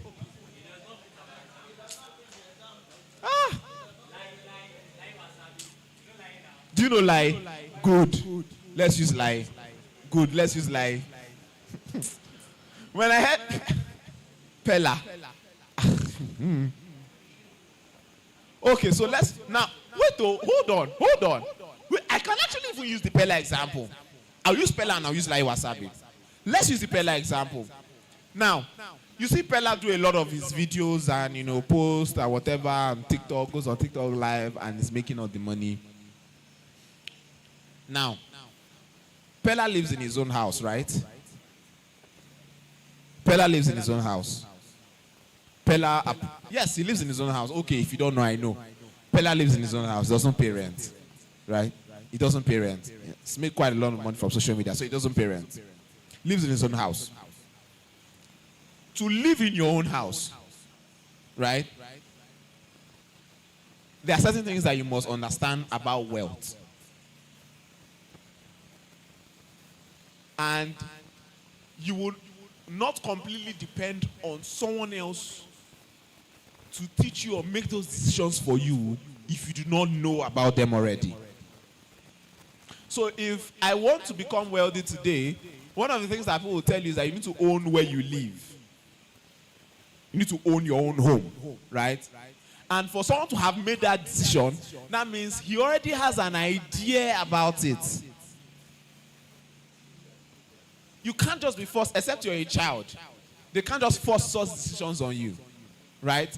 So he has an idea. And you can only have those kind of ideas when you have read certain materials or you come across certain content and you understand how it works. Now let's use the Lai Wasabi example. When you watch Lai Wasabi jokes, you realize that it takes time to develop that content. And those content is not a thing of stand-up comedy where you're standing and you're just using any random thing to make a joke. Right? You have to find knowledge in things that are random. Pull out that knowledge, ensure that it makes sense. And then he will not create a video about it. So when you see him talking about Mr. Richard, and he's doing the whole GNCC masterclass, right? Those lines that he needs, you think it's just a thing of, you just sit down and you just the time that it takes. It takes someone who has sat down and has read. So you see musicians today who when they are speaking and giving certain words of appreciation, they appreciate their songwriters, people that actually write the songs. Some don't like to do it, so the people who write the songs will now try to show themselves, because it takes effort to sit. The writing actually is not the main thing. It's what the knowledge they sat down to build to get to where they are. Right? So, building, if you're a young person today, please read books. So that when you talk and your mates talk, they will see you as the more valuable individual than your mates. To be really honest with you, that has been my hack. When you see, when Pastor Wale was talking about the fact that we'll all be in the PSF hostel together, and when it's time to go out, people will be addressing me more. It's even less about what I wear and more about what I say. People who are close to me know.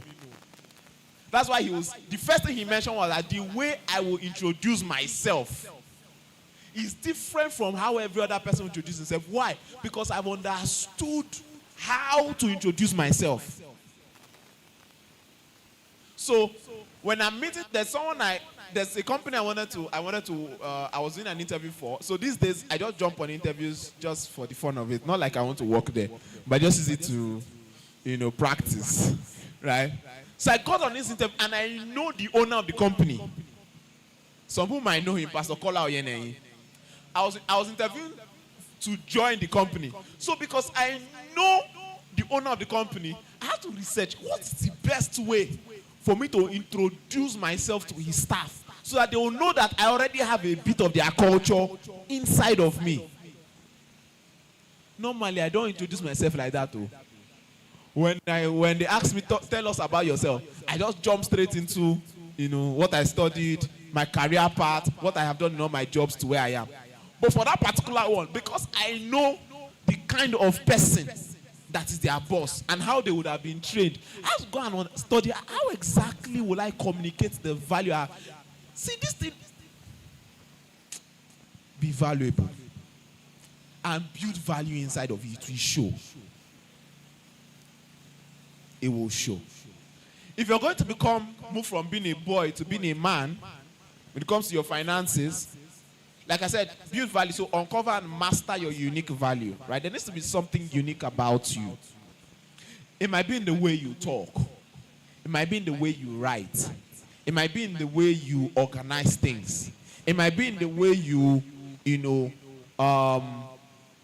serve, maybe in church or in a particular community. It might be in a way you volunteer. It might just be something. It might be in the energy you give off. But you need to understand what it is and be a master at it. The next thing, you need to step into the role of a steward. If you're going to become valuable, you need to step into the role of being a steward. And that's why we started with the examples we started with today. Because when it comes to money, you must understand stewardship. And what does it mean to be a steward? It means to be someone who protects something and sees that what has been protected grows beyond the level it came, or beyond where it started. So let me use lots of examples, as many as I can. Now, money is one very, very random example or general example that I can use, but I don't use money for this particular one. Let's say I learned, what skill do I use now? Let's say I learned carpentry. I went and I'm an apprentice to a carpenter. And from the day one, I only learned how to join this wood to another wood. That was the only thing. And that's the only thing I decided to gain. maybe out of 6 months, 1 year of being an apprentice. Nobody will ever call me to do a specialized job, like maybe designing this tool. Because if I can only join one piece of wood to another, and that's the only thing I know, I have not been a faithful steward of that skill. Not just of that skill, but of the time that someone gave for me to learn how to be a good carpenter. I've not been a faithful steward. How do you show that you've been a faithful steward of the amount that was spent to send you to whether it's secondary school or to the university? How do you show that you're a faithful steward? It's by incubating all of the knowledge and then reproducing it in exams. Not just exam, but also reproducing it in your in situations around you. That's how you show that you've been a master and you've been a good steward of that knowledge. Clear example. Let me prove that a lot of Nigerians today are not faithful stewards of their time in secondary school.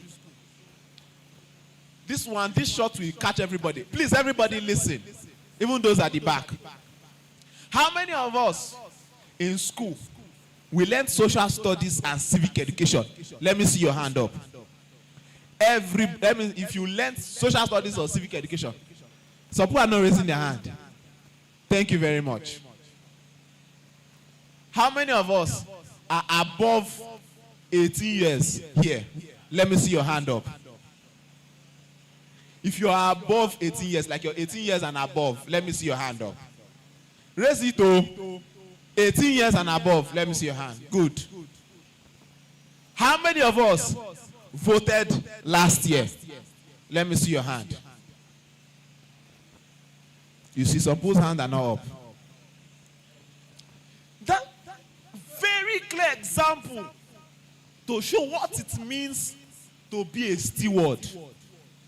The knowledge and time that has been invested in you, you need to see that it grows beyond what you were told.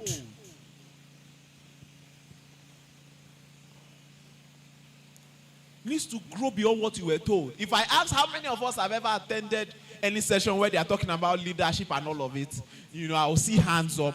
But a lot of us have not been stewards of that knowledge.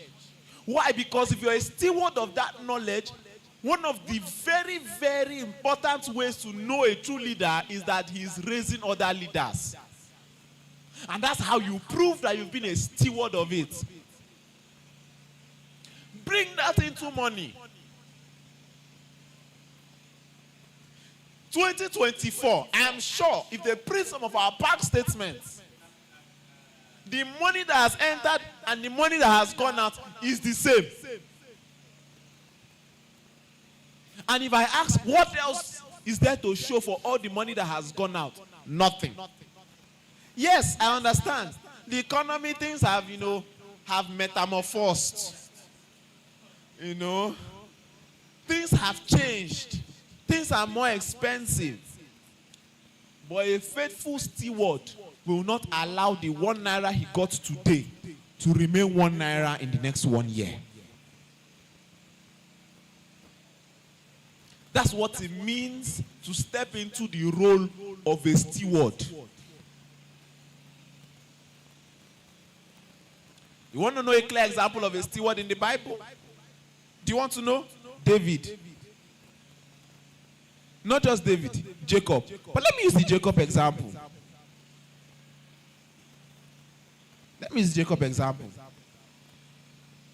When Jacob left his father's house and ran away because of his brother and ran to meet his uncle, right?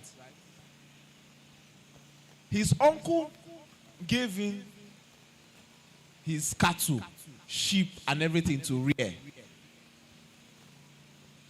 One of the ways you know a steward, right, is that he doesn't keep things, the number, the same way it is. A clear example of a steward is a shepherd or a cattle rearer. But some cattle rearers are not stewards because They can sell more cows and dies, or they kill more and they sell, and then it's not growing. But let's use the Jacob example. He wasn't just growing his uncle's cattle and sheep and goats. He grew to the point that he had mastered how to. That guy is a very wonderful boy. He had mastered how to split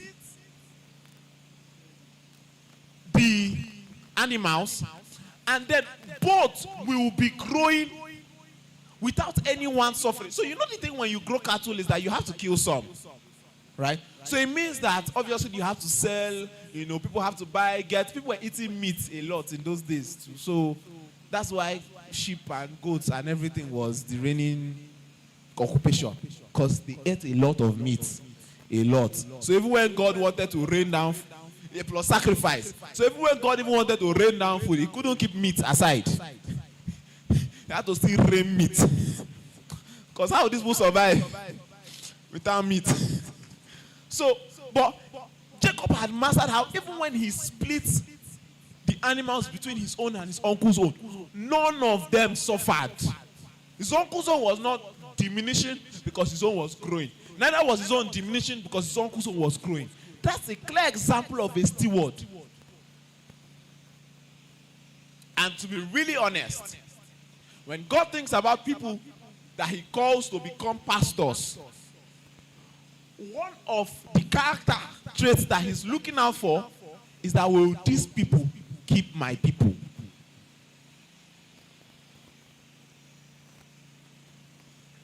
So, in money, if I give you 1,000 naira today, and I come tomorrow, and all the 1,000 has gone,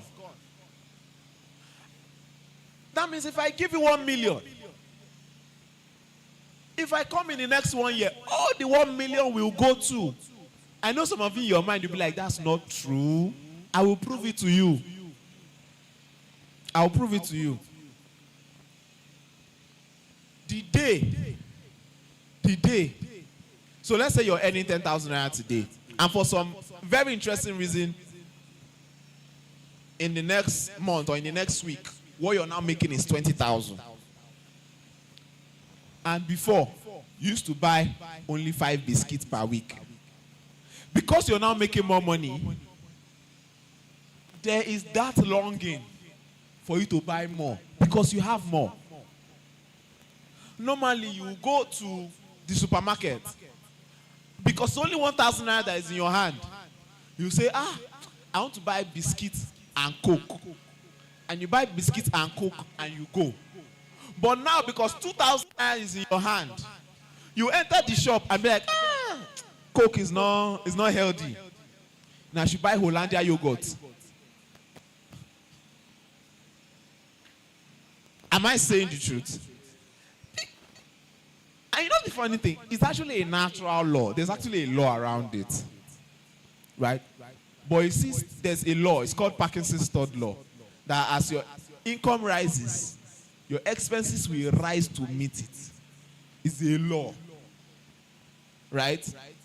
But what you should be concerned about is how do I disobey that law so that I can, if the people you know today are successful, as wealthy, if they spent everything they made, they will not be wealthy today.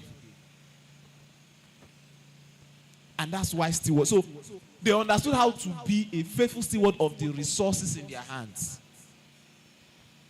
So you must step into the role of a steward if you're going to grow from being a boy to a man. And finally, plan generationally. Plan with the mindset of generations. Plan with the mindset of generations. Plan with the mindset of generations.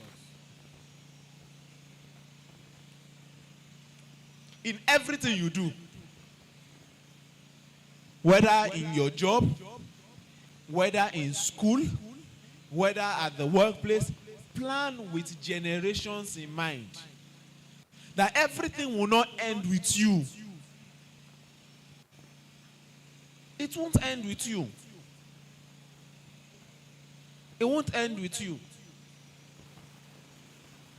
When I made the intentional decision to grow financially, one of the things that I swore to myself that I will make happen is the fact that my grandchildren, by the time they are born, their parents should, the least concern on their parents' mind should be their school fees till university.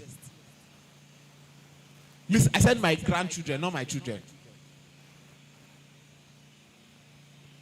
The least concern on the mind of my own children should be that their grandchildren will, like they should not even be bothered about anything funding for school. Why? Because by the time by the time my children are having their own children, they should be thinking of how will the children of the ones they are having. So when you plan generationally, the truth is that's why when you hear people are successful, are wealthy, one of the ways that it shows is that it goes beyond them. What they have goes beyond them. What they have, it goes beyond them. And very interestingly, it's not only just money. So it can be knowledge. Can be knowledge, can be money. A clear example is Miles Monroe. He's dead today. But even today, I can still regard him as a successful person. Why? He left knowledge on ground for generations to come. He left it on ground for generations to come. So, as you grow, one of the ways that you will prove that you are a man is that when you enter into certain places, by the time you leave, are there experiences, are there knowledge, skills, or whatever it is that you've left there, that people will come, go, and they will still say, this guy left an impression here. This person left an impression here. If you've had an idea into how university system works, some people might have the opportunity to go to private schools. I didn't have the opportunity to go to private school, and I'm happy that I did not go to a private school. I went to a public school. And in my school, there's what we call Students' Union Government. If you've not been to university, but you've heard of it, let me see your hand. You've heard of Student Union Government. Good. I was once SUG president. I served as SUG president. Some people know, someone at the back is not believing because like this guy looks too gentle to ever be an SUG president. But I was the SUG president of a public school, Federal University of Technology, Owerri. The person at the back is like, wow, he can't believe it. He's too shocked. I understand. And let me burst your bubble. I still remain the youngest ever elected Students' Union president in Nigeria's history till today. So I got him very young. But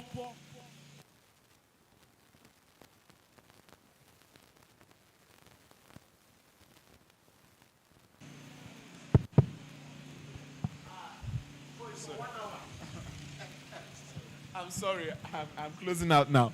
All right. But one of the things that, because of the knowledge that I had gathered while in secondary school, while I was in secondary school and even while waiting for admission, one of the things that I did was I remember reading every book around about Brian Tracy, that you hear 21 laws of this, 21 laws of that. I read all in that period. Between when I finished secondary school and when I got into university, I read all of it. So when I got into a leadership position, it was easy for me to understand that it will not end with me. And so I must leave imprints that when people come, they'll be like, this person did something. So when people think about my leadership today, I have graduated. The final years in my school today were not in my school even by the time I was leaving. So like 5 levels, the last level is leaving this December. They've gone. But I have people who in 300 level, they just had their SUG election, were calling me. And they were like, sir, we heard that you did this, you did this, you did that, you did this. And I'm like, who is saying all this? Is because I am not there to spread my own gospel, but because I'm thinking beyond me. I have left imprints on the ground. And funny enough, they are not physical imprints. Yes, they are physical imprints, but a lot of the imprints are not physical. So whether you are learning a trade or something, in that shop, what is it that when people think of, they say, this person is not here. It might be in the way you greet people. It might be in the way you package their clothes and thank them for coming to your shop.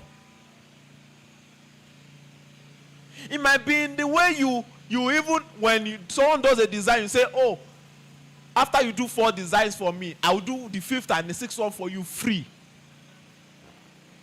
I'm sharing business advice now. You will pay me. Oh. But people, you should think that even when you are not there, people will see that, this person was valuable, and they will look for you. Oh, you think it's all done and dusted? No, they will find you. That's a very interesting thing about planning. People, even if you are no longer in that environment, they'll say, how can we locate you?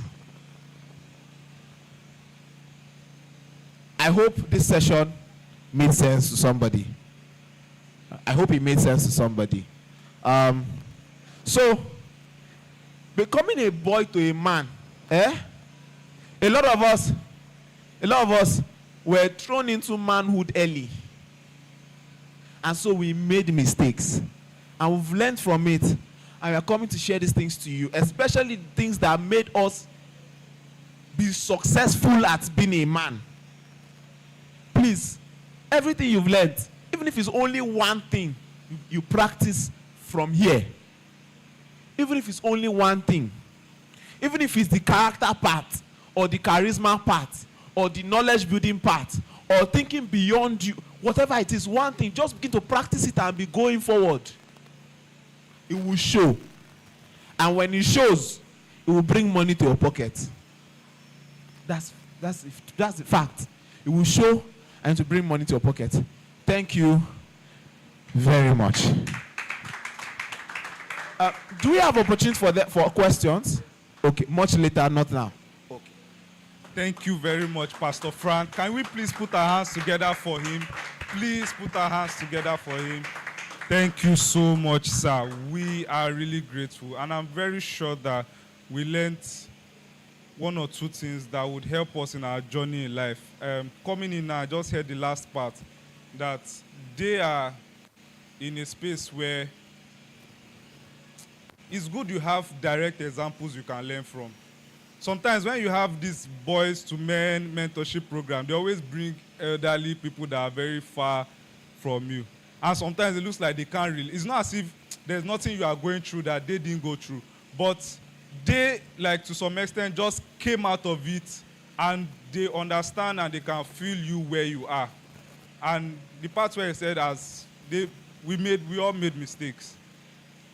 And because we don't want you to go through that part, we don't want you to make those same mistakes that we made. That's why these conversations are happening. Once again, please help us put a round of applause to him. Thank you so much, sir. God bless you, sir. So now we'll be moving to a break. And then when we come back, we'll be having our question and answers. We'll be having panel sessions. And in this period too, so I'd like for us to sit down like as a circle. I don't know if we can arrange our chairs in such a way that we can sit as a circle.